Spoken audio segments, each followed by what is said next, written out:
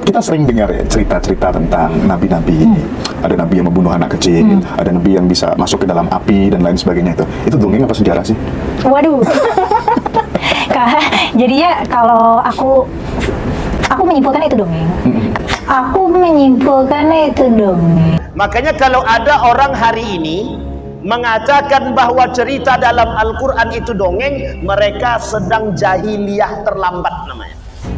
Dia telat jadi orang jahiliyahnya terlambat. Harusnya jadi jahiliyah pada masa itu dia. Karena pada masa dahulu sama ucapannya, Pak. Orang-orang yang dikategorikan munafiknya itu tingkat tinggi itu, kata mereka, Allah berkata di dalam Al-Quran tentang cerita-cerita di dalam Al-Quran. Cerita-cerita di dalam Al-Quran ini, kata mereka dongeng belaka. Itu disebutkan di dalam Al-Quran, asatirul awwalin. Asatirul awwalina, artinya dongeng-dongeng belaka. Sehingga mereka katakan cerita-cerita di dalam Al-Quran itu adalah dongeng. Itu orang-orang munafik namanya. Alhamdulillahilladzi arsala rasulahu bil huda wa dinil haqq liyudhhirahu 'alad dini kullih wa kafa billahi syahida. Ashhadu an la ilaha illallah wahdahu la syarika lah wa ashhadu anna Muhammadan abduhu wa rasuluh la nabiyya ba'd. Allahumma salli wa sallim wa barik ala hadzal nabiyil karim. Allahumma salli ala Muhammad wa ala ali Muhammad fil alamin innaka Hamidum Majid. Ya ayuhan nasu taqu rabbakumul ladzi khalaqakum min nafsin wahidah wa khalaqa minha zawjaha wa batha minhuma rijalan katsiran wa nisaa wattaqullaha alladzi tasaaluna bihi wal arham innallaha kana 'alaikum raqiba.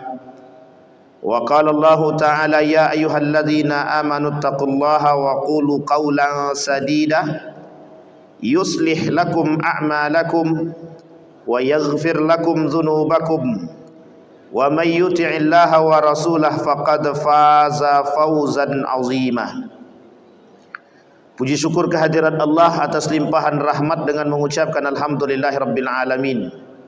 Bersalawat kepada Nabi dengan mengucapkan Allahumma salli ala Muhammad wa ala ali Muhammad fil alamin innaka Hamidum Majid. Bapak Ibu sekalian yang berbahagia, mudah-mudahan di subuh hari ini Allah meridhai setiap langkah kita. Allah jadikan kita orang-orang yang selalu bersyukur akan segala nikmatnya. Allah jadikan kita orang-orang yang saleh dan salihah.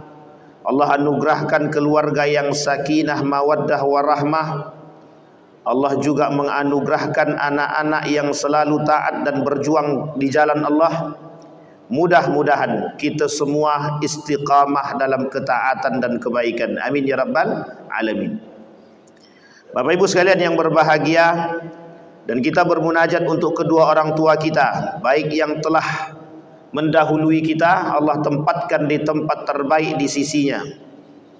Kemudian Allah terima amal ibadahnya, Allah kumpulkan bersama orang-orang yang saleh. Dan untuk orang tua kita yang masih hidup, Allah sehatkan, Allah kuatkan, Allah berkahi, Allah rahmati. Dan begitu juga Allah istiqamahkan mereka dalam ketaatan kepada Allah, dan Allah luaskan rezekinya. Amin ya rabbal alamin. Baik Bapak Ibu sekalian yang berbahagia, di subuh hari ini kita mendoakan guru kita Ustadz Wandi Bustami yang seharusnya mengisi di subuh hari ini. Kita doakan semoga Allah menjaga beliau, Allah sehatkan, Allah kuatkan, Allah berkahi. Dan insya Allah Allah selalu kuatkan mereka dalam ladang dakwah mereka. Mudah-mudahan ilmu mereka bermanfaat bagi kita semua. Amin ya rabbal alamin. Baik Bapak Ibu sekalian yang berbahagia, karena ini adalah perjumpaan pertama kita, mudah-mudahan di dalam perkenalan ini ada baiknya, ada yang bisa kita ambil, ada yang juga bisa kita jadikan panutan dan panduan dalam kehidupan. Di subuh hari ini kita akan coba mengangkat satu ayat di dalam Al-Quran yang Allah sebutkan di dalam Al-Quran di dalam surat An-Nisa ayat 150 sampai 151. Kata Allah di dalam Al-Quran, innal ladzina yakfuruna billahi wa rusulihi wa yuriduna an yufarriqu bainallahi wa rusulihi wa yaquluna nu'minu bi ba'di wa nakfur bi ba'di wa yuriduna an yattakhidhu baina dzalika sabila ulaika humul kafiruna haqqan.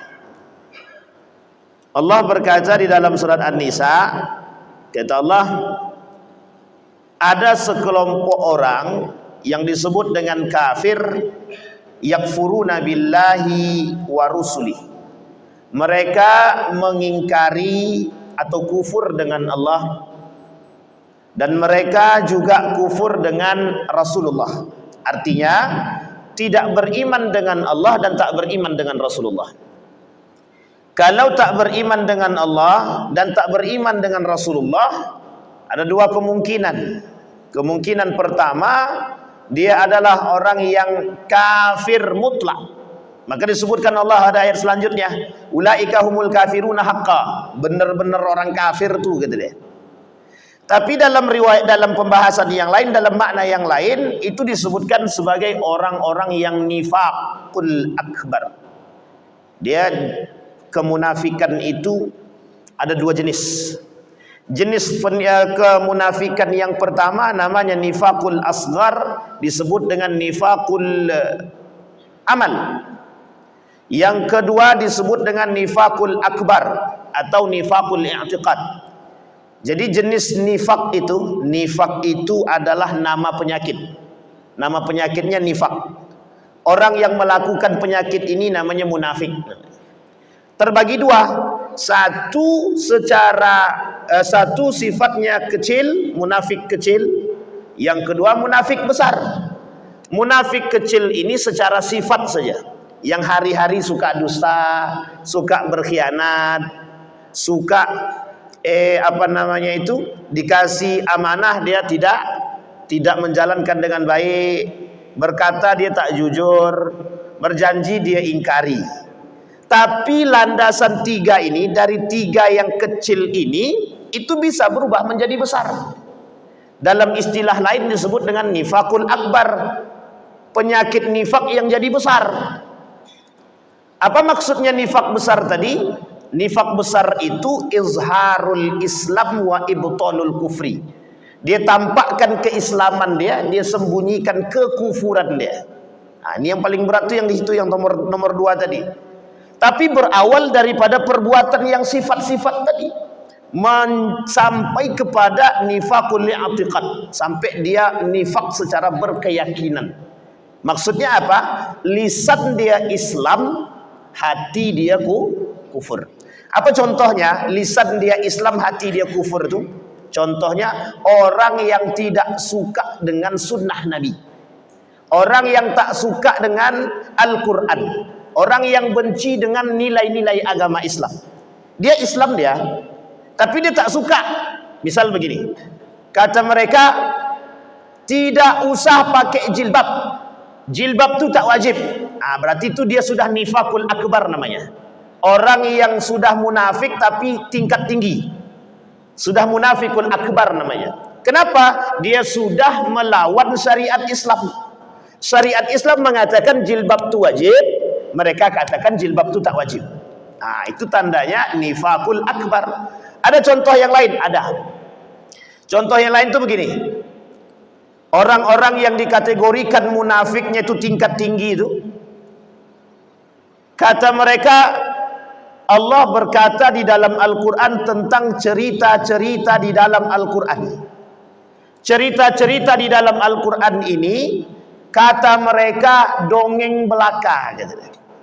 Itu disebutkan di dalam Al-Quran, asatirul awwalin. Asatirul awwalina, artinya dongeng-dongeng belaka. Sehingga mereka katakan cerita-cerita di dalam Al-Quran itu adalah dongeng. Itu orang-orang munafik namanya. Tapi orang-orang seperti ini tidak berada di luar Islam, dia berada di dalam Islam. Artinya orang Muslim. Makanya disebut dengan kufur. Perbuatan yang mereka buat itu berdampak pada kekufuran mereka kepada Allah dan Rasulnya.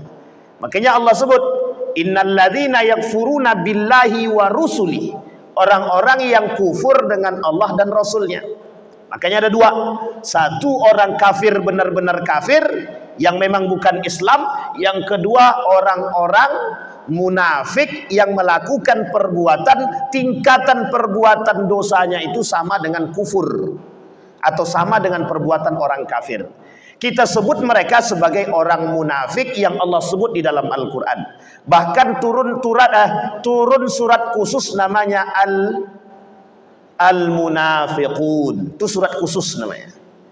Sampai di sini bisa paham Bapak Ibu ya? Nah, kalau zaman modern ini kita namakan orang-orang seperti itu liberal. Orang apa namanya? Liberal.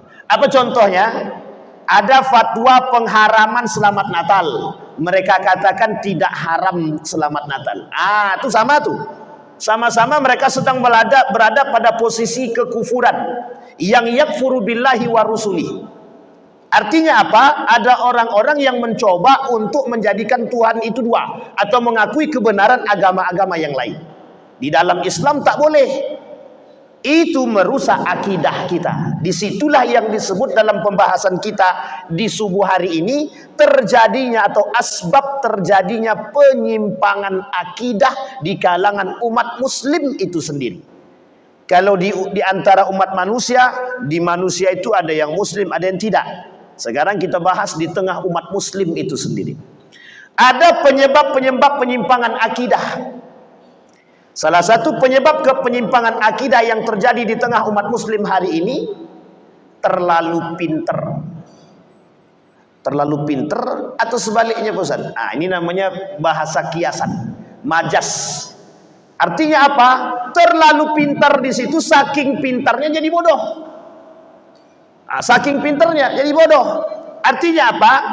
Salah satu penyebab penyimpangan akidah yang terjadi di kalangan umat muslim hari ini, kebodohan mereka terhadap pemahaman akidah yang sahih, akidah yang benar. Bapak Ibu sekalian yang berbahagia, kita rujuk dulu dari ayat yang tadi. Kemudian kata Allah di dalam Al-Quran, wa yuriduna an yufarriqu bainallahi wa rusulih. Tadi dah jelas tuh, orang kafir dan orang munafik. Sekarang tidak. Munafiknya aja, kafir enggak. Beriman kepada Allah tapi tak beriman kepada Rasul. Atau sebaliknya, beriman kepada Rasul tak beriman kepada Allah. Maka ada kelompok-kelompok tertentu orang yang beriman kepada Allah tapi mereka tak beriman kepada Rasulullah. Ada apa tak ada? Ada atau tidak orang-orang yang beriman yang tidak beriman kepada Rasulullah? Ada, namanya ingkar sunnah. Orang yang tak percaya dengan Nabi itu ada. Apa kata mereka? Cerita-cerita Nabi di dalam Al-Quran itu dongeng. Berarti mereka tak beriman kepada Nabi.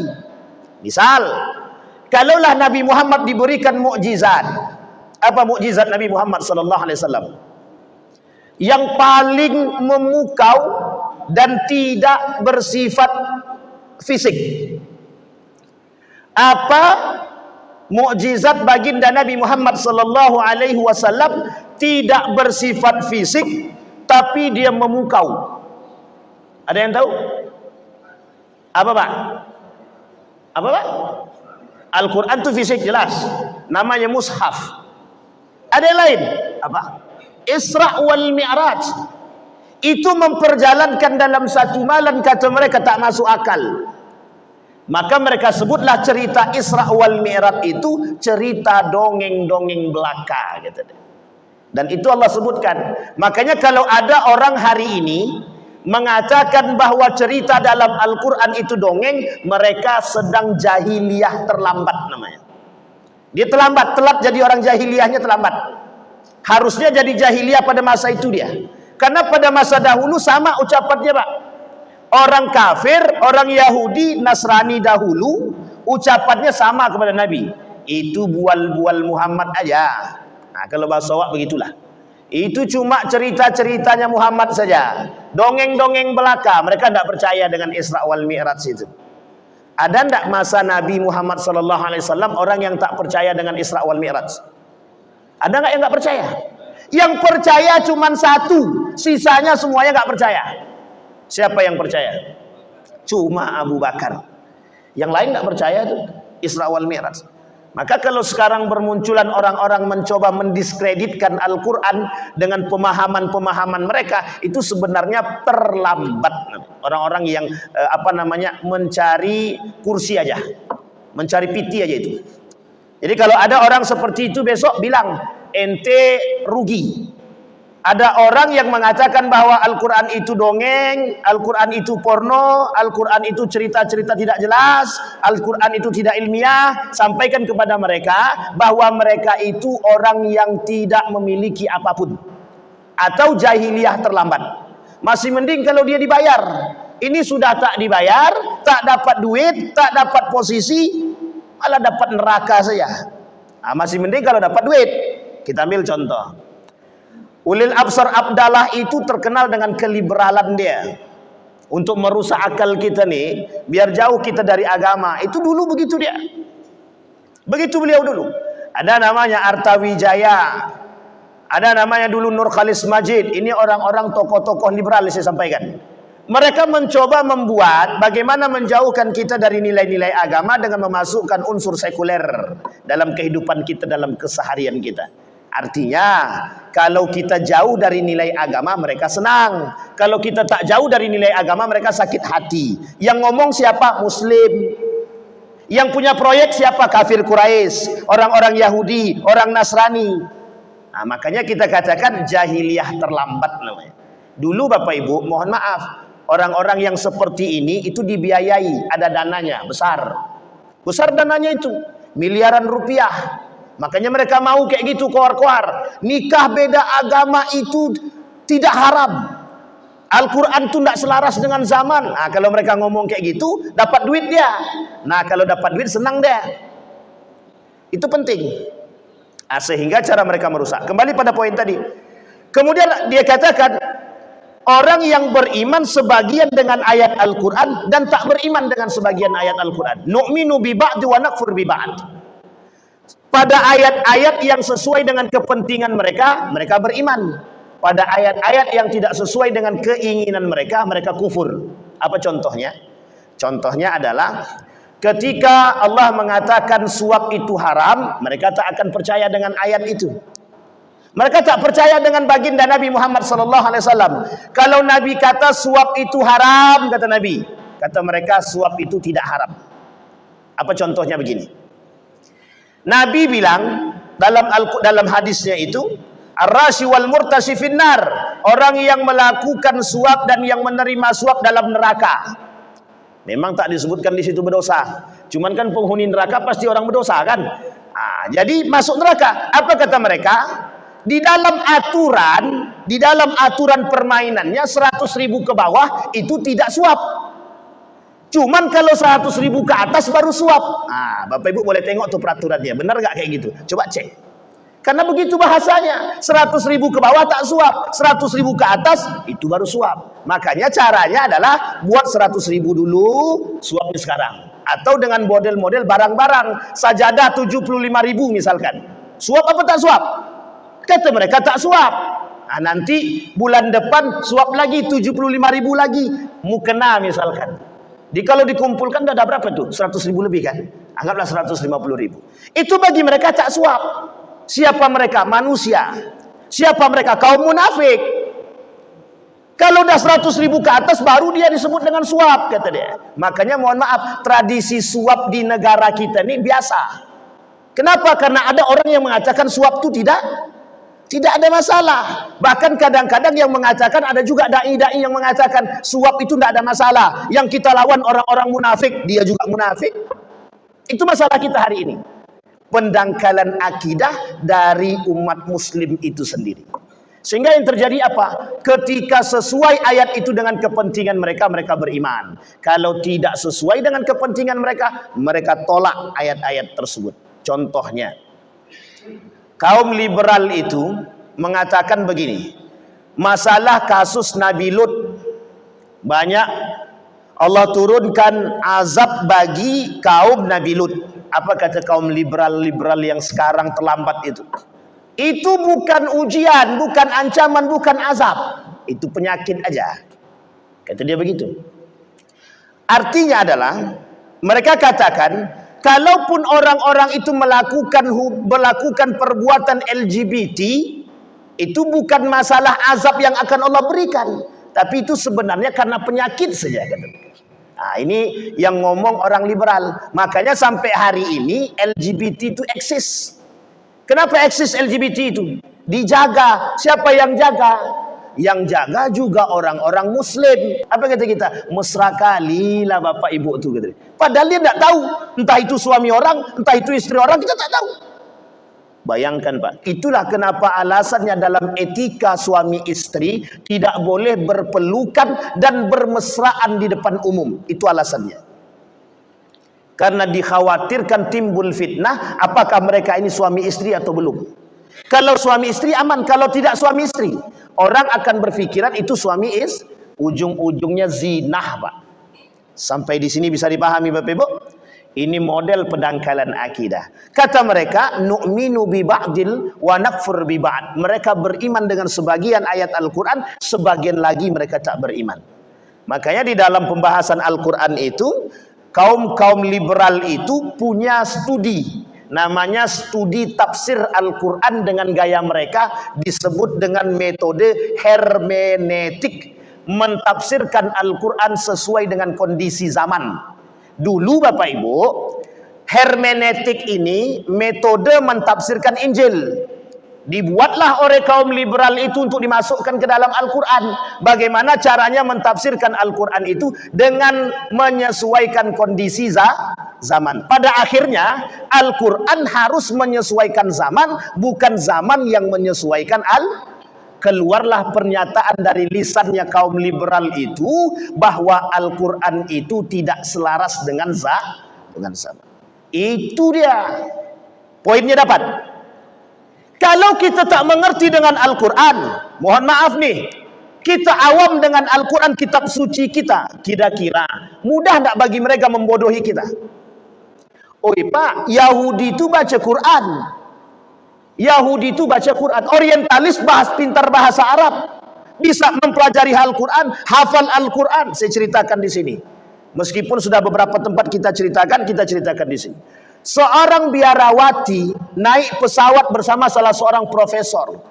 Ketika di dalam pesawat, karena biarawati ini pakai kerudung, berdiskusilah mereka tentang agama Islam. Dalam prasangka baiknya seorang profesor tadi, perempuan yang duduk di sampingnya dalam pesawat tadi itu adalah muslimah.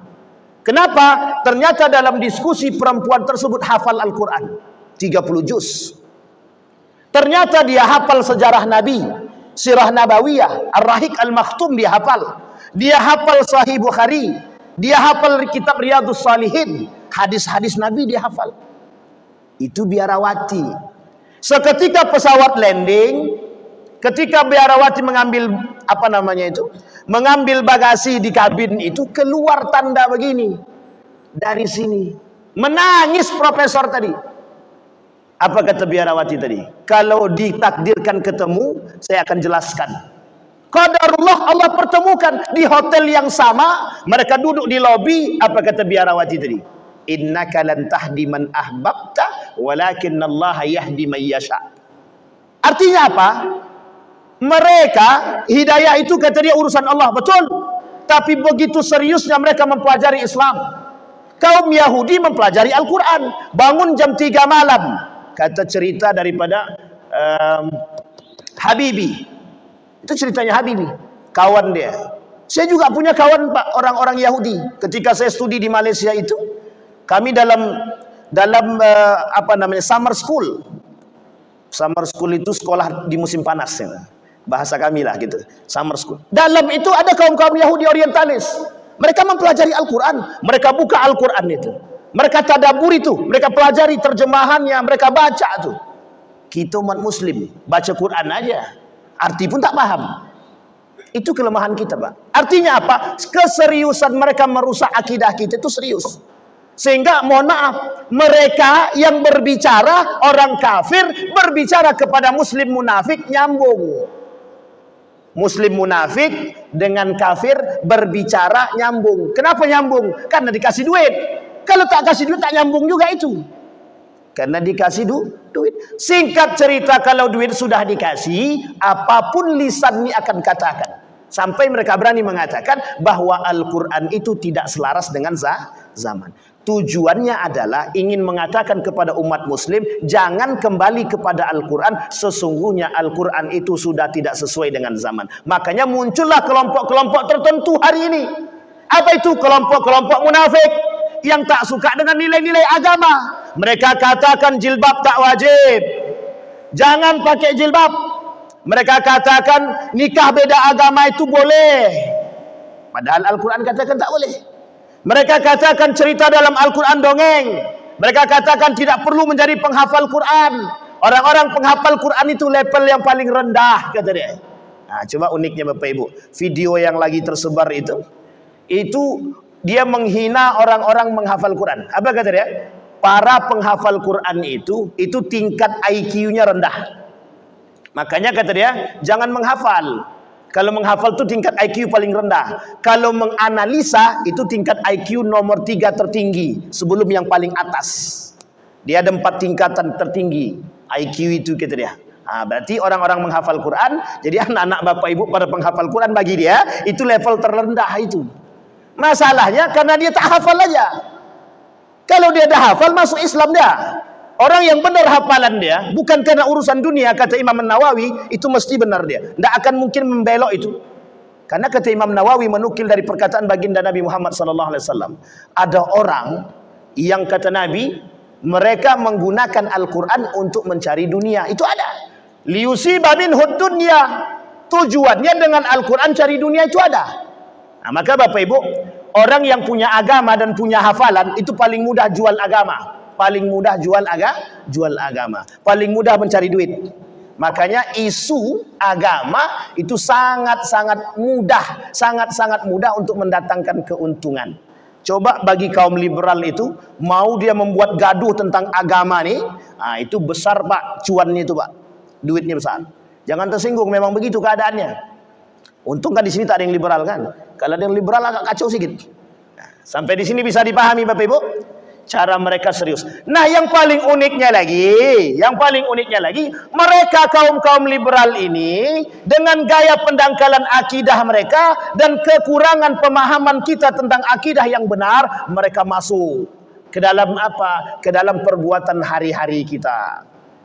Mereka buatlah perayaan Hari Ibu, Valentine Days, kasih sayang, Hari Guru, Hari Bapak, Hari Anak. Semua harilah pokoknya. Termasuk hari tahun baru. Itulah kerjaan kita tuh Pak. Coba tengok, banyak ada umat muslim hari ini yang ulang tahun. Itu bukan tradisi Islam, itu sama sekali bukan. Tapi mereka senang-senang aja tuh Pak, ulang tahun. Coba, itu bukan tradisi Islam. Perayaan tahun baru bukan tradisi Islam. Itu ditetapkan pada tahun 1582. Ditetapkan pada periode kedua 1780-an. Oleh siapa? Paus. Yang diikuti oleh umat muslim. Kita yang ikut, kita yang buat acara. Mereka dulu peletak batunya, kita yang menjalankan peletakan batu tersebut. Tradisi orang itu kita buat. Makanya disebut oleh sebagian ulama mengatakan, orang-orang yang ikut dalam perayaan tersebut, mereka disebut dengan mutasyabih atau musabbih, bukan mutasyabih, musabbih. Kata Nabi, man tashabbaha biqaumin fahuwa minhu. Orang-orang yang menyerupai perbuatan kafir, dia bagian daripada kekufuran itu. Makanya Bapak Ibu lihat tuh, ketika bulan Desember itu mesti banyak penyakit musiman itu Pak. Penyakit-penyakit musiman. Orang-orang muslim pakai atribut-atribut non muslim, pakai atribut orang kafir, kayak ndak ada baju lain aja. Toleransi Ustaz. Itu bukan toleransi, bablas. Kebablasan toleransinya itu merusak akidah. Maka kata para ulama, tidak ada toleransi dalam urusan akidah. Lakum dinukum wali yadi. Itu yang paling penting, Pak. Tanamkan sama anak-anak kita itu akidah yang benar. Kalau rusak kita, Pak. Rusak kita. Apa kata mereka kaum liberal hari ini tuh? Bagaimana caranya mentafsirkan Al-Quran dengan gaya kontekstualisasi, menyesuaikan dengan zaman. Jadi zaman ini disuruh Al-Quran disuruh menyesuaikan dengan keadaan. Kelak Al-Quran itu tidak ada lagi isinya. Kata Nabi dalam hadisnya begini. La yabqal Qur'an la yabqal Islam illa ismu wa la yabqal Qur'an illa rasmu. Islam itu tidak akan tersisa kecuali tinggal nama. Al-Quran itu tidak akan tersisa kecuali tinggal tulisan. Kenapa begitu? Orang Muslim tak mau kembali kepada Islam. Orang Muslim justru yang mencaci maki Islam. Makanya kata orang kafir sekarang, orang-orang Yahudi Nasrani sekarang, tak perlu menghancurkan umat Muslim. Cukup umat Muslim itu sendiri hancur secara sendirinya. Apa kata mereka? Tidak perlu mematikan api. Cukup api itu kita redupkan, ntar mati sendiri dia. Nah, cara meredupnya bagaimana? Kasih piti, suruh dia berbicara, rusakkan nilai-nilai agama, habislah semua. Kita ambil contoh yang paling sederhana. Yang paling sederhana. Apa hukum pacaran Bapak Ibu? Jawab dengan jujur Bapak Ibu yang dulu-dulu pernah pacaran. Apa hukum pacaran? Haram kan? Haram hukum pacaran. Tapi anak kita pacaran, Pak. Kalau haram pacaran, itu larang anak kita pacaran. Apa kata maknya tadi? Tidak bisa dilarang Pak Ustaz. Tutup pintu, suruh dia keluar dari rumah nih. Berani Bapak Ibu? Oh, tak berani pula. Itu masalah kita hari ini. Anak kita pacaran, yang paling bisa kita lihat dalam paling sederhana. Apa hukum jabat tangan laki-laki perempuan? Jawab dengan jujur, Pak. Apa hukumnya, Pak? Haram kan? Mengapa kita jabat tangan laki-laki perempuan? Apa dalilnya? Mengapa mereka jabat tangan? Karena apa? Terbiasa. Orang zaman dulu membiasakan berjabat tangan. Mereka belum paham ilmunya. Sekarang sudah paham ilmunya, tinggalkan. Laki-laki perempuan tidak boleh bersentuhan, apalagi berjabat tangan. Nah sekarang hal biasa, Pak. Mohon maaf. Boleh Bapak Ibu lihat di pemerintahan itu. Bukan hanya jabat tangan, Pak. Coel-coel. Nah, itu tolong dipotong kalau takut, Bang. Ya kan? Itu tenang, ada Bang Okta di belakang, ada pengacara di belakang tuh. Jadi kenapa demikian? Karena sudah terbiasa. Akhirnya apa? Orang menganggap jabat tangan itu tidak dosa. Padahal berdosa. Saya ambil contoh yang lain Bapak Ibu. Laki-laki berboncengan dengan perempuan yang bukan muhrim hukumnya apa? Sekarang kita lihat, ada ndak bapak-bapak membonceng istri orang cuman mengantarkan pulang aja, Ustaz? Gojek. Itu biasa, Pak, biasa. Kenapa dianggap biasa? Kan kami saling kenal. Saya kenal kok suaminya. Bukan masalah kenal suaminya, kau tak kenal Allah. Kalau kenal Allah kau tak akan bonceng istri orang. Sekalipun kawan, Pak. Karena hukum membonceng wanita yang bukan muhrim itu beda tipis, Pak, hukumnya dengan berjabat tangan, Pak. Haram, Pak. Berduaan laki-laki perempuan yang bukan muhrim saja dah haram. Apalagi mereka sampai harus berjabat tangan dan bersentuhan. Itu kalau kita mau paham dengan urusan agama, dengan nilai agama. Loh, kita nggak mau tahu kok dengan urusan agama. Jalan masuknya kaum liberal. Apa kata kaum liberal? Alah, cuman jabat tangan aja pun, nafsu pun tidak, kata dia. Itu sama, Pak. Masih ingat ya ada yang membahasakan begitu? Kalau nenek-nenek pakai jilbab, tak pakai jilbab sekalipun kami tak nafsu, kata dia. Maka hukum jilbab bagi nenek-nenek itu tak ada masalah. Nggak usah pakai jilbab juga nggak apa-apa. Kami tak nafsu juga kok sama nenek-nenek itu, kata dia. Ada anak yang ngomong begitu? Jangan sebut namanya lagi, bahaya. Sampai di sini paham Bapak Ibu? Pendangkalan akidah yang terstruktur namanya. Kita ini capek, Pak, hanya berkisar. Kita ini sekarang ini sedang melawan, sedang berperang dengan pikiran, Pak, bukan berperang dengan senjata kita nih. Kalau berperang dengan senjata, tahu yang mati yang menang itu siapa, tahu kita. Kalau sekarang ini kita berperang dengan otak. Kita berperang dengan pikiran. Mereka masuk ke dalam nilai-nilai agama kita mereka asingkan sedikit demi sedikit. Tapi kita tidak sadar Pak, tidak sadar sama sekali. Makanya kita anggap perbuatan tersebut biasa saja. Padahal itu hari-hari dilakukan oleh umat muslim. Kita ambil contoh yang lain. Yang paling sederhana. Dulu perempuan-perempuan terhormat itu Pak, pakaiannya gamis Pak. Pakaiannya gamis. Atau kalaupun pakai celana dia panjang Pak. Sekarang coba Bapak Ibu tengok sekarang. Pakai apa dia? Sudah jelas namanya aja celana jin, masih juga dipakai. Sudah jin, setan, antu belau, masih juga dipakai itu celana itu Pak. Pertanyaannya adalah, ada enggak hadis Nabi yang bilang begitu? Ada Pak. Kata Nabi, sinfani min ahlin nari lam arahum, aku akan tidak melihat mereka dua golongan di dalam surga. Bahkan mereka enggak mencium bau surga sedikit pun. Siapa dia? Perempuan berpakaian tapi telanjang. Orang yang pakai celana jin itu telanjang apa tidak? Itu belum sempit Ustaz. Masih ada yang lebih sempit, sesempit-sempitnya. Sampai menjerit paha tuh Pak, tolong kata dia. Tapi kan mereka nyaman-nyaman aja tuh. Uniknya lagi sekarang bukan celana jin lagi mereka pakai. Celana apa namanya? Legging. Jadi dengan PD-nya perempuan itu keluar sekarang pakai celana legging aja Pak. Kalau kita tanya, Pak, Bu, itu tidak menutup aurat, apa kata dia? Mata Bapak tuh yang jelalatan kata dia. Astaghfiruka wa atubu ilaik. Kata Das'ad Latif itu begini. Jangan salahkan kami, kata apa katanya? Jangan salahkan kami kalau mata kami melihat. Kalian itu yang kurang ajar yang kasih pandang, kata dia gitu. Jadi kan salah, sama-sama salah dua-duanya. Kalau dah tahu itu haram kenapa ditengok, kan begitu. Karena kalau tak ditengok rugi juga, kata dia. Sayang. Pak, Bapak Ibu sekalian yang berbahagia.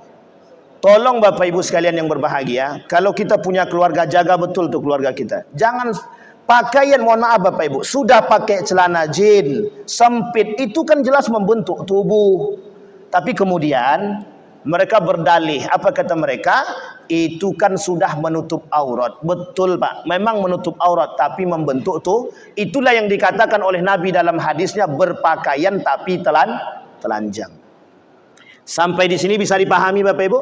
Habis ini istri-istrinya tolong dikasih peringatan. Tadi kan mak dah dengar, jangan pakai celana lepis. Kata istrinya, bang, ini kita beli dulu mahal nih bang. Kalau tak dipakai sayang, kata dia gitu. Goyang juga suaminya. Iyalah, pakailah, kata dia. Hati-hati Bapak Ibu. Ini poin-poin penting yang harus kita gambarkan di hadapan kita. Kembali kepada tadi Bapak Ibu.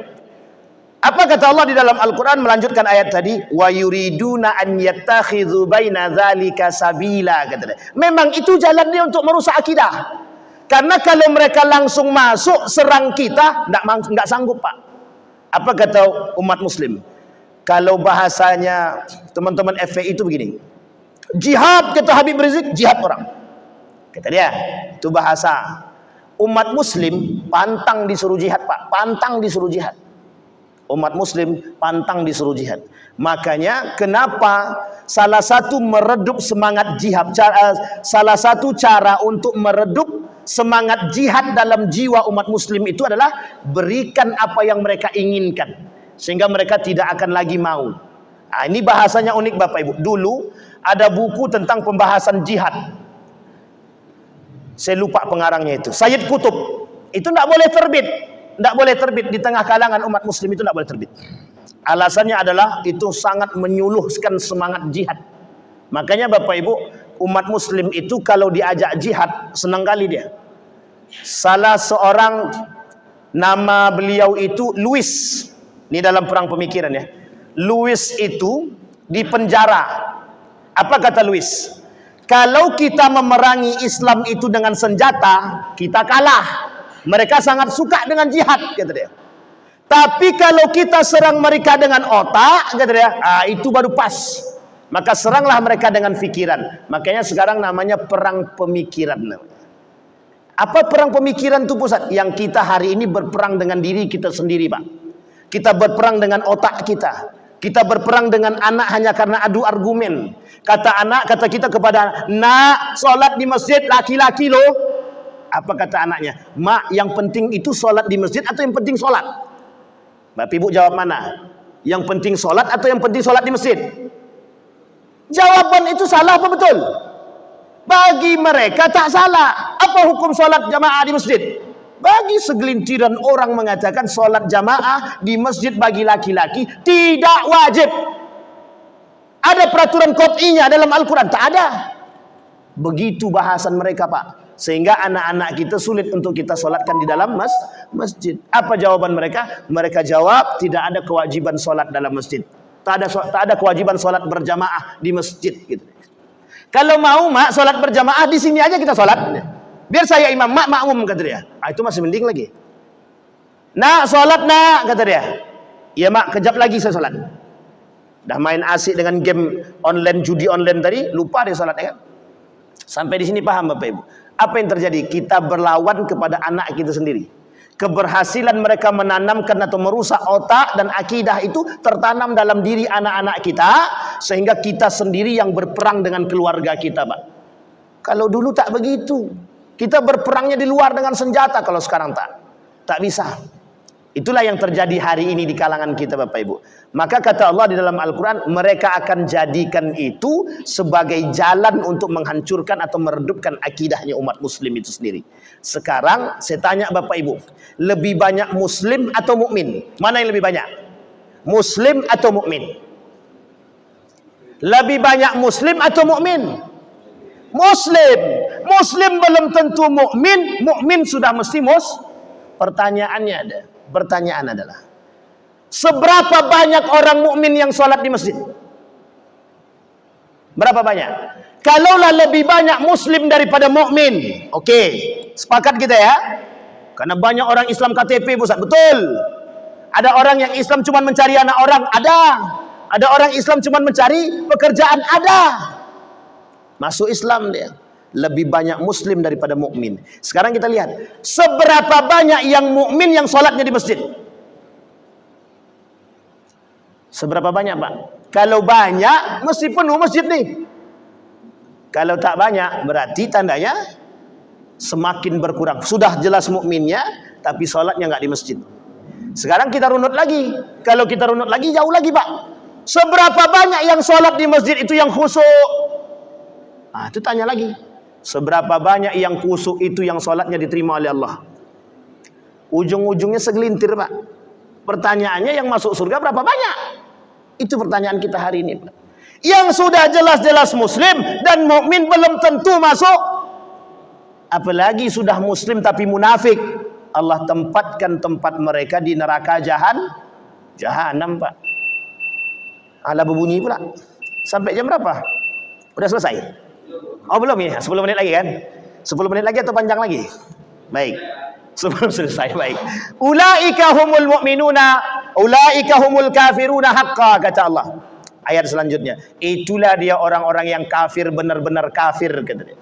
Maka kafir tadi kita artikan dua di awal. Satu, orang kafir yang benar-benar kafir, yang tidak Islam. Yang kedua, orang munafik yang melakukan perbuatan kufur kepada Allah. Ada orang pelaku perbuatan kufur itu, ada.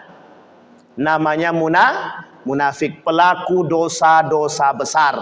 Orang-orang yang melakukan dosa besar, Nabi sebut di dalam hadisnya. Kata Nabi, "Faman tarakas salah fahuwa kafir, man tarakas zakah fahuwa kafir, man tarakas saum fahuwa kafir." Kalau ada anak kita tak puasa, dia sedang kufur. Ada anak kita tidak bayar zakat, dia kufur. Ada anak kita tak solat, dia sedang kufur. Kafir tidak keluar daripada Islam, dia tak murtad. Tapi perbuatan dia setingkat dengan perbuatan orang kafir, sama-sama kufur. Sampai di sini paham Bapak Ibu? Kufur itu diidentifikasi oleh para ulama untuk dua hal. Satu orang munafik, satu lagi orang fasik. Orang munafik sudah mesti fasik, orang fasik belum tentu munafik. Tapi kedua-duanya bisa terjerumus dalam perbuatan kufur. Sampai di sini bisa dipahami Bapak Ibu? Yang tak sholat kufur. Sekarang saya tanya, orang yang tak sholat, tahu dia kewajiban sholat, kata Nabi orang itu kufur.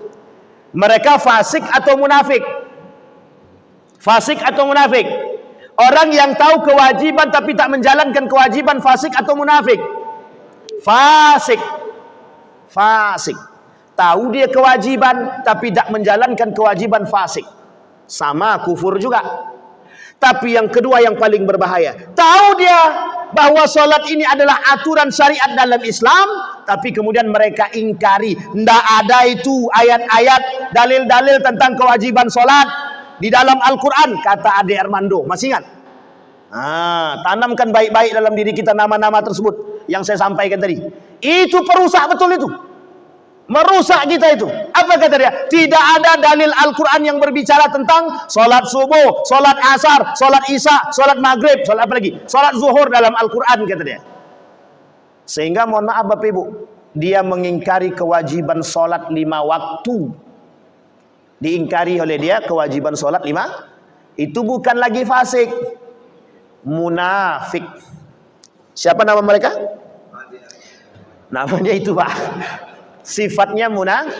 Cuma Bapak Ibu, kita tak boleh kalau Bapak Ibu ketemu dengan dia, Armando, munafik kau ni, tak boleh. Tak boleh. Nabi melarang kita menyampaikan itu, mencela sesama muslim, tak boleh kita cela. Cuman kami tak tahu saat dia Islam apa bukan. Itu tak tahulah, pandai-pandailah itu. Sampai di sini bisa dipahami Bapak Ibu. Qalu nu'minu bima unzila alaina wa yakfuruna bima wara'ahu wa huwal haq musaddiqan lima ma'ahum. Kata Imam Hasan Al-Basri, orang munafik itu izharul Islam wa ibtalul kufri. Kata Allah begini, qalu nu'minu bima unzila alaina. Kami beriman kepada apa yang Allah turunkan kepada kami. Wa yakfuruna bima wara'ahu, tapi kami pada hakikatnya kufur dan mengingkari dengan apa yang mereka turunkan di belakang. Sampai di sini paham? Sama maksudnya Pak. Di depan kata mereka kami pura-pura beriman, di belakang ternyata mereka memang tidak beriman. Sama seperti perbuatan orang kafir Quraisy. Apa kata mereka? Yang Allah sebutkan di dalam Al-Quran, ketika mereka bertemu dengan orang-orang kafir, apa kata mereka? Kami bersama dengan kalian. Ketika bertemu dengan orang mukmin, kami juga bersama kalian. Namanya apa itu? Dzal wajhain, kata Nabi. Apa maksudnya? Kata Nabi, tidak akan terjadi hari kiamat sampai muncul di tengah kalian manusia-manusia munafik yang memiliki dua wajah. Dzal wajhain. Orang yang memiliki dua wajah. Berarti orang yang memiliki dua wajah itu pengkhianat, Ustaz. Iya, munafik, iya. Wah, berarti si anu itu munafik tuh. Jangan. Itu tak boleh itu Pak. Jangan, cukup tahu dalam hati. Kalau dia sudah memang seperti itu, cukup tahu dalam hati. Yang paling baik adalah nasihati dia agar dia kembali ke jalan yang benar. Kalau enggak jangan. Kita tak boleh juga mencela. Sibabul muslimin fusuq wa qitaluhu kufrun. Mencela umat muslim itu fasik, membunuh umat muslim itu kufur. Sibabul muslimin fusuq wa qitaluhu kufrun.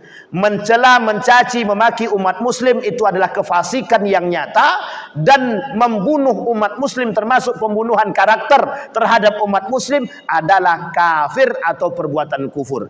Maka kalau kita tahu kemunafikan seseorang, cukup dalam hati Bapak Ibu, atau yang terbaik sampaikan kepada dia apa yang dia lakukan itu salah, nasihatilah dia. Nah Bapak Ibu sekalian yang berbahagia, apa yang harus kita lakukan hari ini? Yang harus kita lakukan hari ini adalah, yang pertama, berkumpullah bersama-sama. Artinya apa? Bersama orang-orang yang kita anggap soleh. Bapak Ibu sekalian yang berbahagia, membangun komunitas berjamaah seperti ini, itulah yang diharapkan oleh baginda Nabi Muhammad SAW di akhir zaman. Karena kalau sendiri kita tidak kuat. Makanya jangan bercerai-berai. Jangan gara-gara masjid aja kita berantem Pak. Jangan. Udah nggak saatnya kita berantem gara-gara itu Pak. Udah nggak saatnya.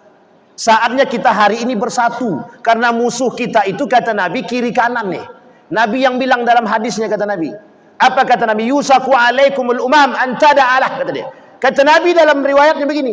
Umat muslim itu dikelilingi oleh musuh kiri kanan depan belakang. Samping, serong kiri, serong kanan, serong belakang, pokoknya semua musuh mengelilingi kita sekarang. Kata Nabi begini, kata para sahabat, apakah ketika itu jumlah kami sedikit? Tidak, kata Nabi. Bal antum kathir kaghusa'is sail. Saking banyaknya kita ketika itu, ramai kita nih Pak. Umat muslimnya ramai.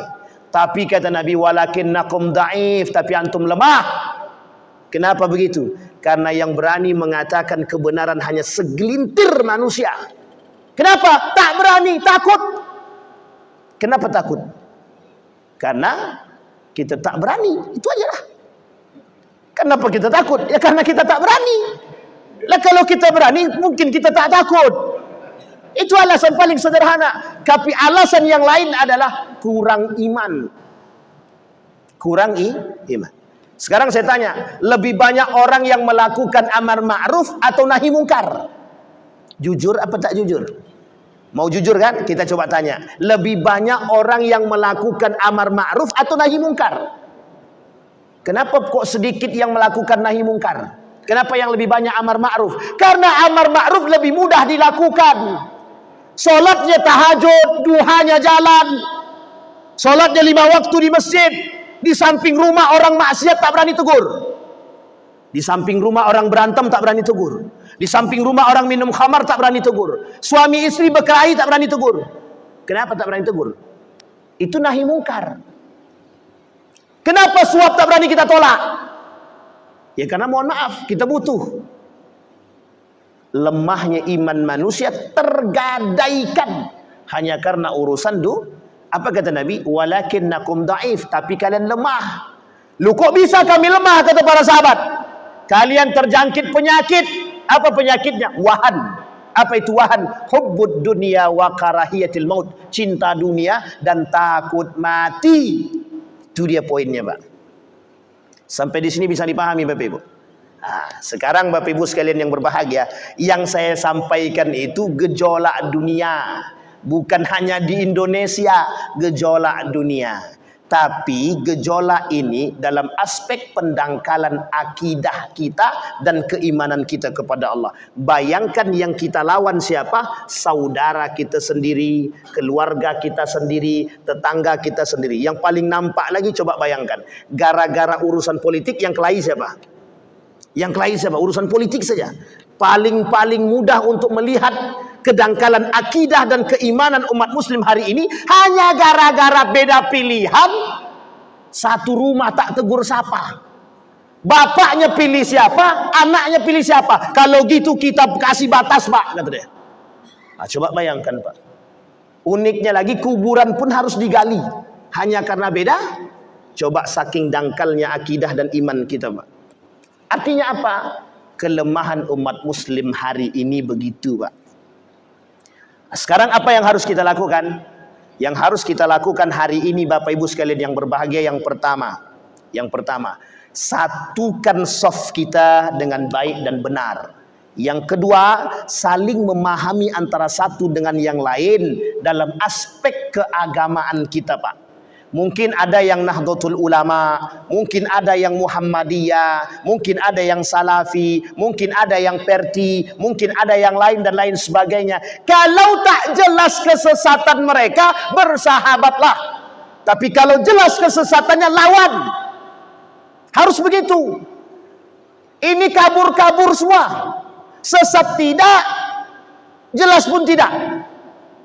Sekarang kita tak bisa menghakimi seseorang, Pak.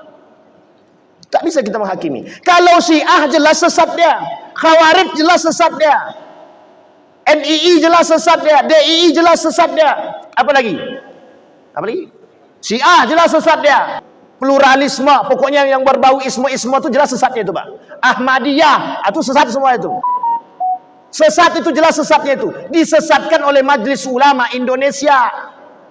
Tapi yang lain daripada itu ada yang disesatkan oleh Muhammadiyah, oleh Majelis Ulama Indonesia. Yang tidak disesatkan oleh Majelis Ulama Indonesia, bersahabatlah.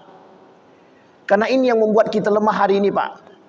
Fanatisme golongan membuat kita hancur di tengah kalangan umat hari ini.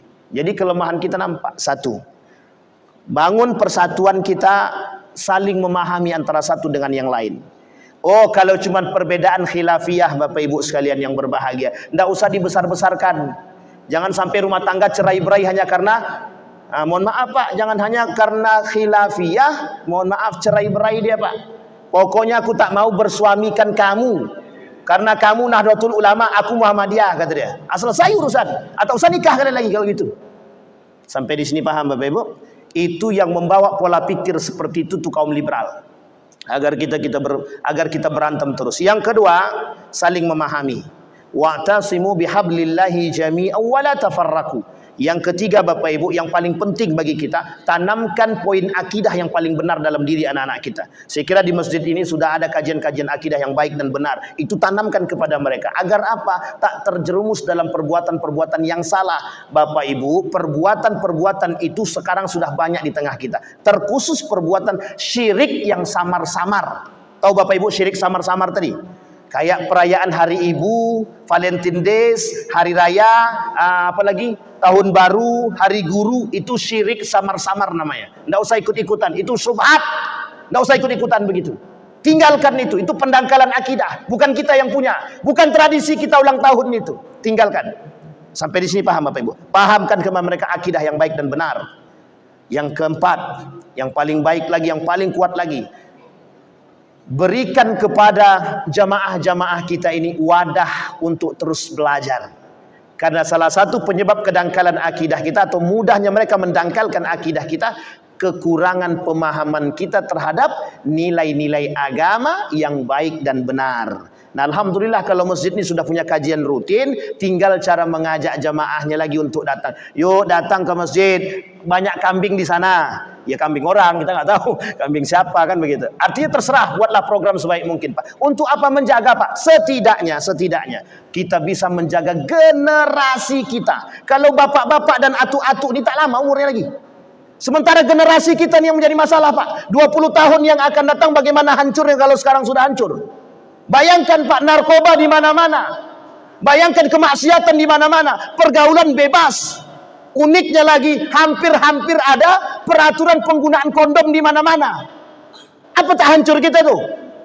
Rusak kita. Bukan akidah lagi rusak, iman rusak. Akhlak pun rusak sekarang. Nah, yang terakhir Bapak Ibu, yang kelima, tanamkan moral dan akhlak yang baik pada anak-anak kita dan generasi kita. Terkhusus bagi kita semua. Kenapa begitu? Sebab kemerosotan kita hari ini adalah tak punya adab, tak punya akhlak. Kenapa? Apa penyebabnya tidak punya akhlak? Apa penyebab tidak punya moral? Tak punya iman. Apa penyebabnya tidak punya iman? Akidahnya tak benar. Maka kembalilah kepada akidah yang benar. Artinya apa Bapak Ibu sekalian yang berbahagia? Ilmu itu berarti dan berharga sekali di akhir zaman. Kita tidak tahu apakah kita sekarang berada di akhir zaman atau tidak. Tapi kalau kita melihat gejolak ini Bapak Ibu, ini sepertinya kita sedang berada di akhir zaman Bapak Ibu. Jadi kalau tak jaga-jaga generasi kita, Anda tahu kita Bapak Ibu, apakah mereka akan selamat atau tidak. Memang itu urusan Allah, betul. Tapi kalau kita tidak menanamkan akidah, iman, akhlak yang baik kepada mereka, mohon maaf, pengaruh lingkungan jauh lebih besar daripada pengaruh orang tua di rumah. Kalau orang tua hari ini tidak tegas, tidak keras, jadi harap maklum sajalah. Kenapa harap maklum? Anak-anak dia bisa keluar bebas tanpa ada rasa malu. Saya kira itu saja Bapak Ibu. Ada pertanyaan Bapak Ibu? Enggak ada. Masya Allah. Ada Ustaz, silakan. Waalaikumsalam warahmatullahi wabarakatuh.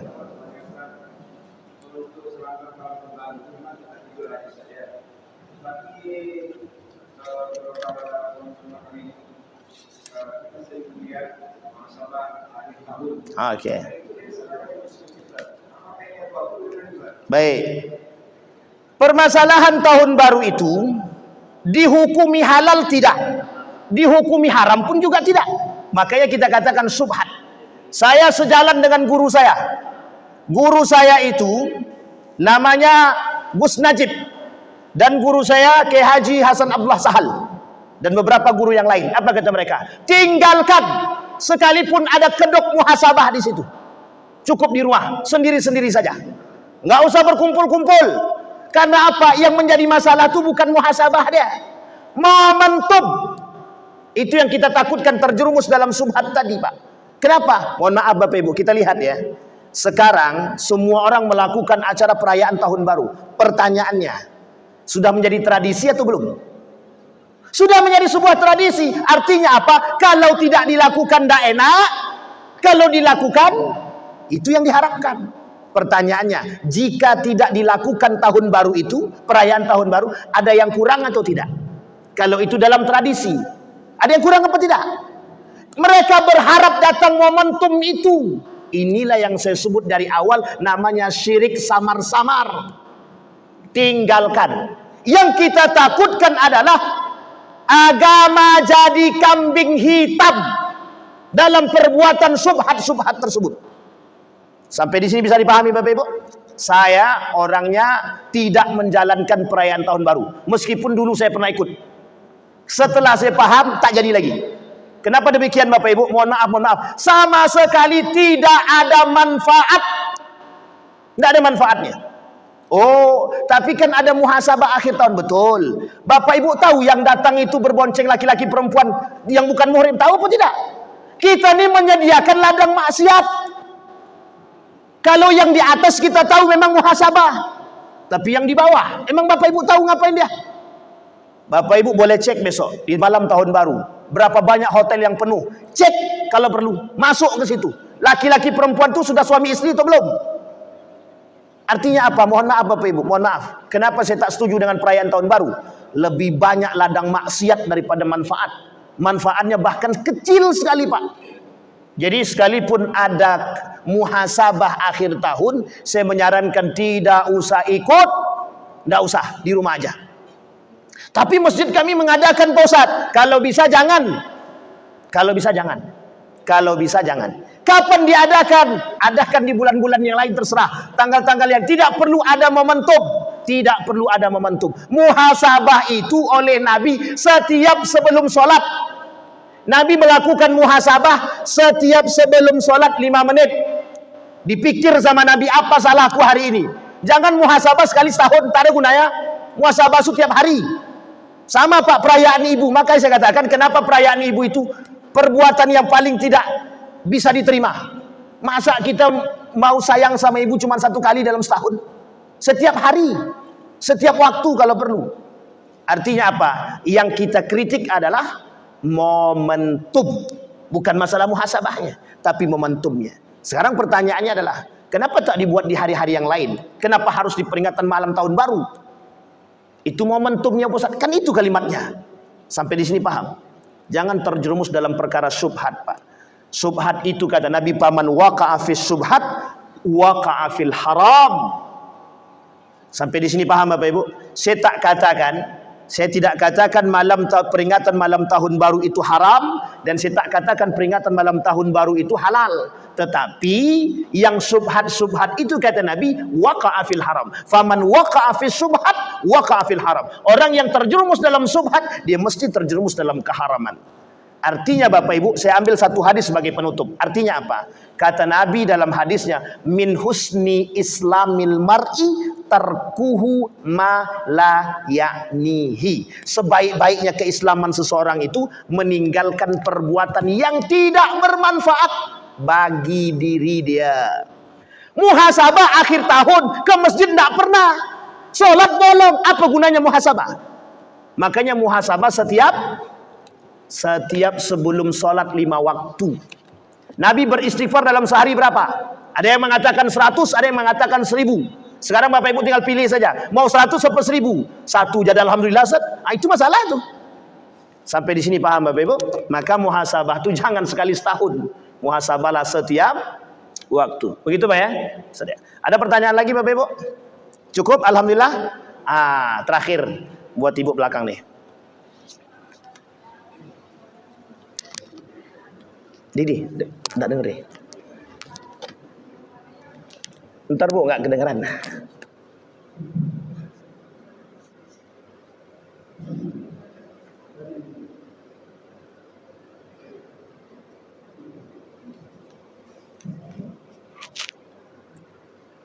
Tadi Pak Ustaz bilang tidak boleh menjadi istri orang. Tapi kalau menjadi bagaimana Ustaz? Jadi itu inilah pertanyaan paling berat untuk dijawab nih Bu. Jangan pula orang tukang ojek tersinggung ya. Baik Bapak Ibu sekalian yang berbahagia. Jadi kalau tukang ojek tuh gimana Mas? Ini lain pertanyaan, lain jawaban Bapak Ibu. Jadi gini. Yang pertama, yang saya maksud adalah membonceng istri orang tidak boleh, itu tidak dibenarkan. Itu dalam perkara urusan muamalah hari-hari Bapak Ibu. Ya. Contoh, si Anu itu kerja sama satu kantor dengan si laki-laki. Si ibu itu kerja satu kantor dengan laki-laki itu, jalan balik rumahnya sama. Bang, bonceng aku ya pulang ya, katanya. Ayolah, kata laki-laki tadi. Itu tidak boleh, haram. Anak muda nih jalan mau ke pasar. Nenek-nenek bilang, aku numpang lah ya ke pasar, antarkan nenek. Ini kan berbuat baik sebenarnya. Tapi mohon maaf, di tempat yang salah. Artinya apa? Sekalipun nenek-nenek, tak usah. Sampai di sini Bapak-Bapak Ibu ya. Ini tidak ada kaitannya sama syahwat apa tak syahwat ini. Kaitannya adalah menjaga akidah kita, menjaga iman kita, menjaga syariat kita. Oke, itu satu. Yang kedua, sekarang poinnya Gojek. Gojek itu pekerjaan kah? Kalau hari ini Gojek itu sebuah pekerjaan, maka Islam tidak melarang pekerjaan. Ingat ya, Islam tidak melarang pekerjaan apapun selagi bisa mendatangkan yang halal. Satu. Yang kedua, yang disalahkan dalam urusan Gojek itu orang yang mencari kesempatan dalam kesempitan. Memang sengaja dicarinya penumpangnya perempuan. Itu yang pertama. Yang kedua, kalau bisa Bu, carilah Gojeknya yang perempuan juga. Itu lebih aman. Kalau tidak sama sekali tak bisa juga, memang itu yang kita temukan sementara kita butuhkan, maka para ulama berbeda pendapat di sini Bapak Ibu. Dalam mazhab Imam Ahmad ibn Hanbal tidak mempermasalahkan, Pak. Dalam mazhab Imam Ahmad ibn Hanbal kalau bisa mencari yang lebih baik. Kalau dalam mazhabnya Imam Asy-Syafi'i, sebagian ulama Syafi'i mengatakan tidak ada masalah, asalkan jangan berdempet-dempet atau kasih pembatas. Kalau bisa, Gojeknya jangan Gojek, Gokar. Kalau adalah pusat Gojeknya pakai tosa, itu enak tuh. Karena duduknya nggak pasti berdempetan itu. Yang satu di bak, yang satu di depan. Tapi kan nggak mungkin begitu, Pak. Nah, sampai di sini paham Ibu ya? Paham sampai di sini? Maka Bapak Ibu sekalian yang berbahagia, yang dimaksudkan itu bukan permasalahannya. Kalau memang terpaksa harus, kalau bisa Bu, ini kalau bisa. Kalau Bapak Ibu mau naik Gojek, yang laki-laki carilah yang laki-laki. Tapi dapatnya perempuan Pak Ustadz. Kalau memang dapatnya perempuan, tunggu dulu. Kalau memang bisa mengganti, gantilah Pak. Kita menjaga diri. Kalau kita sudah punya usaha menjaga diri, itulah yang kemudian keberhati-hatian itu yang dibenarkan oleh para ulama. Tapi mohon maaf, ada orang yang memang sengaja Pak. Mohon maaf, memang sengaja. Bapak-bapak mencari Gojeknya perempuan, pas dapat laki-laki di cancelnya. Ah, yang haram tuh yang seperti itu tuh Pak. Itu jelas keharamannya itu.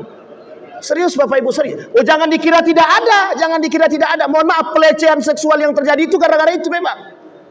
Sampai di sini paham Bapak Ibu. Kenapa saya tahu ini depan siapa? Tanyalah sama beliau kalau nggak percaya. Sampai di sini paham Ibu-ibu ya. Jadi kalau Ibu memang menggunakan sarana ojek atau Gojek untuk berangkat ke sekolah, ngajar, karena memang mohon maaf tidak memiliki kendaraan, tidak ada masalah. Hanya saja jagalah tempat duduk kita, dijaga baik-baik. Kalau bisa tidak bersentuhan itu lebih baik. Bagaimana caranya? Pandai-pandailah mengatur tempat duduk. Nah, ini kadang-kadang sudah nenek-nenek tahu dia di depannya anak muda, ganteng pula lagi, kata dia. Itu nenek tak sadar diri nama itu. Dah mudah-mudahan begitu. Itu ya Bu ya. Insya Allah tidak ada masalah kalau dalam dunia pekerjaan. Mohon maaf Bapak Ibu, dokter perempuan boleh memeriksa pasien laki-laki. Dokter laki-laki boleh memeriksa pasien perempuan sebatas pada permasalahan penyakit saja. Makanya tidak dipersoalkan oleh para ulama dalam pembahasan fikih kontemporer. Seorang dokter laki-laki dibenarkan atau diperbolehkan memeriksa kalau itu pasien dia perempuan. Tapi saran saya, yang perempuan ini sadar dirilah. Kalau bisa cari dokter perempuan juga lah. Atau sebaliknya, dokter laki-laki, pasiennya laki-laki, carilah dokter laki-laki. Jangan cari dokter perempuan. Yang uniknya lagi Ustadz, apa itu? Tukang pijit. Apa bapak sengaja dicarinya tukang pijit perempuan? Nah, ini masalah kita hari ini Bapak Ibu. Baik, saya kira itu saja Bapak Ibu. Itu anggaplah yang terakhir itu leluconan aja Bapak Ibu. Tapi leluconan yang memang harus kita jaga. Artinya laki-laki dan perempuan punya batasan yang tidak bisa tetap disatukan. Apapun itu tidak bisa disatukan. Maka Bapak Ibu sekalian yang berbahagia, belajarlah dan berusahalah mengurangi kemaksiatan kita, interaksi kita dengan laki-laki, baik laki-laki dengan perempuan atau perempuan dengan laki-laki. Saya kira itu saja Bapak Ibu. Mudah-mudahan ada manfaatnya bagi kita semua. Kita berdoa kepada Allah. Udah mau jam 7 aja ya. A'udzubillahi minasyaitonirrajim. Bismillahirrahmanirrahim. حمد الشاكرين حمد النائمين حمدا يوافي نعمه ويكافئ مزيده يا ربنا لك الحمد كما ينبغي لجلال وجهك الكريم وعظيم سلطانك اللهم صل على محمد وعلى آل محمد في العالمين إنك حميد مجيد يا حي يا قيوم يا فتاح يا عليم يا عزيز يا غفار يا رب العالمين اللهم اغفر لنا ذنوبنا وذنوب والدينا وارحمهما كما ربيانا صغارا اللهم اغفر لنا ذنوبنا وكفر عنا سيئاتنا وتوفنا مع الأبرار اللهم اغفر لهم وارحمهم وعافيهم واعف عنهم وأكرم نزولهم ووسع مدخلهم واجعل الجنة مثواهم اللهم فقهنا في الدين وعلمنا التأويل اللهم أعنا على ذكرك وشكرك وحسن عبادتك اللهم اجعل تجمعنا تجمعا مرحوما واجعل تفرقنا من بعده تفرقا معصوما اللهم انصر إخواننا المجاهدين في فلسطين وفي غزة وفي كل مكان اللهم دمر اليهود اللهم أهلك الكفرة والمبتدعة والمشركين أعداءك أعداء الدين اللهم ارزقنا إماما عادلا